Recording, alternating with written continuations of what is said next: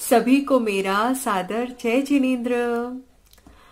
हमने पिछली कथा में सुना कि चंदनबाला अपनी बड़ी बहन मृगावती को अपने साथ हुई सारी घटना का वृत्तांत सुनाती है।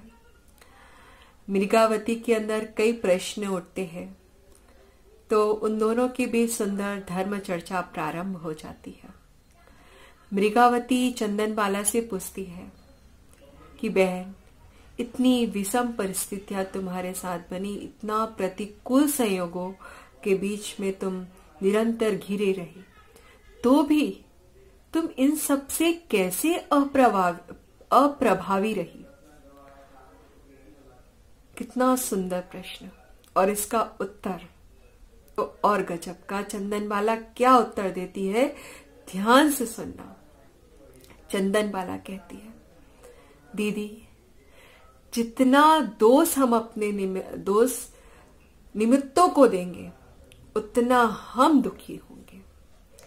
अपने जीवन में इतने अनुकूल संयोगों के बीच में एक प्रतिकूल संयोग बन जाता है तो हम सहन नहीं कर पाते। छोटी छोटी प्रसंगों में खेद खिन्न हो जाते हैं। कल जीवन में कोई बड़ी प्रतिकूलता आ जाए, कदाचित सारा जगत आपके विरुद्ध खड़ा हो जाए, तो क्या सारे लोगों को दोषी ठहराकर क्रोध से, कसाय से, ईर्ष्या से, द्वेष से अपने हृदय को कलुषित कर दोगी? जिस समय जो प्रसंग बनेगा, समता भाव धारण कर उसे सहज स्वीकार करने में ही आनंद है। और यही कला है अप्रभावित रहने की। अपने निर्दोष स्वाभाविक गायक को निरंतर अपने हृदय में स्मरण रखने से हम जितना दूसरों का दोष देखेंगे उतना क्रोध बढ़ेगा। अपना दोष देखेंगे तो क्रोध घटेगा, और निर्दोष स्वाभाविक गायक आत्मा को देखेंगे तो क्रोध मिट जाएगा। दूसरे लोग जो करे, जैसा करे, उसका वो खुद फल भुगतेंगे।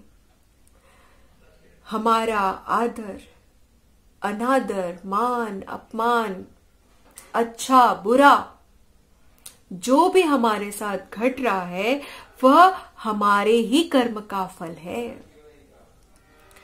जो बनता है न्यायपूर्वक बनता है। क्या कहा? जो भी बनता है, जो भी घटता है न्यायपूर्वक बनता है, न्यायपूर्वक घटता है। क्योंकि कर्म का फल अपने बांधे हुए परिणाम के अनुसार ही मिलता है।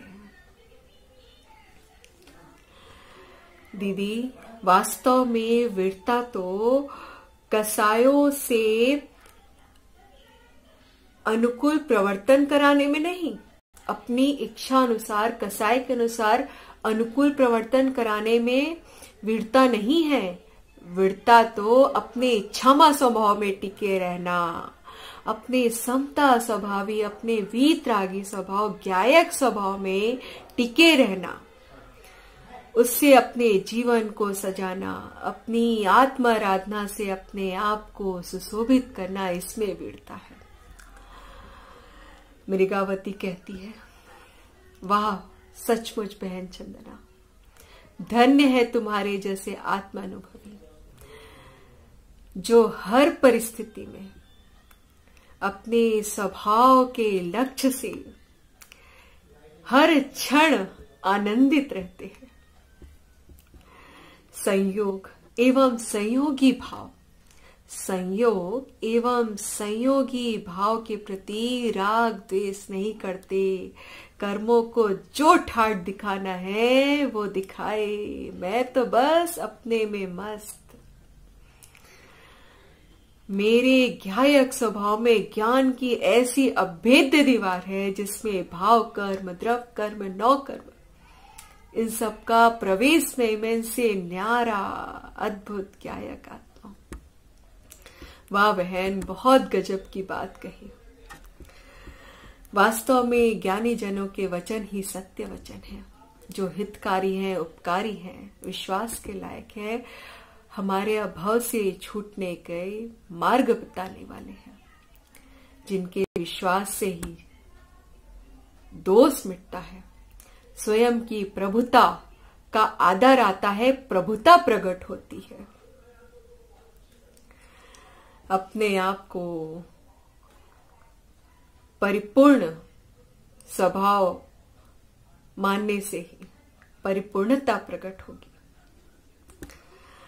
फिर मृगावती कहती है, बहन, पर्याय में राग द्वेष को हे मानते हुए भी राग क्यों आता है? स्थिरता को उपादेय मानते हुए भी स्थिरता क्यों नहीं आती है? क्या प्रश्न पूछा? बहन, पर्याय में राग द्वेष को हे मानते हुए भी राग क्यों आता है? स्थिरता को उपादेय माने के बाद भी स्थिरता क्यों नहीं आती है? तो चंदना कहती है, अरे, स्वरूप में असावधानी से राग द्वेष उत्पन्न होता है। क्या कहा? अपने स्वरूप, अपने स्वभाव में असावधानी, उससे राग द्वेष होता है। साधक दशा का यही स्वरूप है। पर्याय का एकमात्र कारण तत्समय की योग्यता है। तो मृगावती कहती है कि सचमुच बहन, ऐसे ही धर्मी जीव धन्य है जिन्हें पर का दोष दिखाई नहीं देता, स्वप्न में भी विषयों के सुख भासित नहीं होते, जो निरंतर हर दशा में अपने ज्ञायक स्वभाव का आनंद लेते रहते हैं, अपने में मस्त रहते हैं। कितना अद्भुत हूं मैं! ये ज्ञायक, ये आत्मा कौन है? मैं हूं। कितनी गजब की चर्चा चल रही थी। तो मृगावती कहती है, हे चंदना, तुमने संसार की विचित्रताओं को देखते हुए बहुत कुछ कष्ट झेले हैं। अब मेरी भावना है कि तुम विवाह करके गृहस्थ धर्म अंगीकार करो। तो चंदना कहती है, अरे दीदी, हमारी बहन होकर भी तुम राग बस ऐसे वचन बोल रही हो। पर जिससे जगत भोग कहता है वो तो रोग है बहन। जिसे आप सोच रही हो कि मेरा गृहस्थ धर्म अंगीकार करने से थोड़ा सा मुझे आनंद मिलेगा, नहीं दीदी, ये तो बंधन है, संसार बंधन की बेड़ी है। विवाह तो बहुत दूर, मुझे तो इसकी चर्चा भी नहीं करना भाता।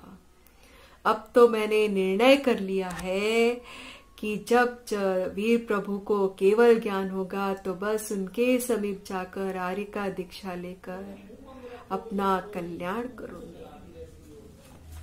फिर आगे उन दोनों बहनों के बीच क्या चर्चा चलती है, अगली कथा में सुनेंगे। तब तक के लिए सबको जय जिनेंद्र।